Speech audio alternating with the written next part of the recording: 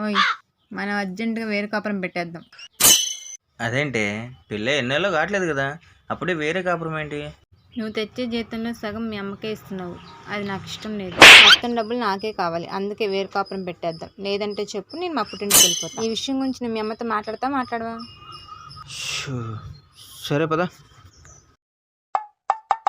అమ్మా, నా జీతం మొత్తం తనకే కావాలంట, లేకపోతే వేరే కాపురం పెడదామంటుంది. అది కుదరకపోతే వాళ్ళ అమ్మోళ్ళ ఇంటికి వెళ్ళిపోతా అంటుంది. ఏం చేయమంటావు? నాదేముందయ్యా, వెళ్తానంటే వెళ్ళండి, శుభ్రంగా బతకండి. ఎక్కడున్నా మీరు మంచిగా ఉండటమే కావాలి. కానీ మీ పెళ్లి కోసం 5 లక్షలు అప్పు చేశా, అవి నువ్వు నీ పెళ్ళం కట్టి వెళ్ళండి. నాకే సంబంధం లేదు.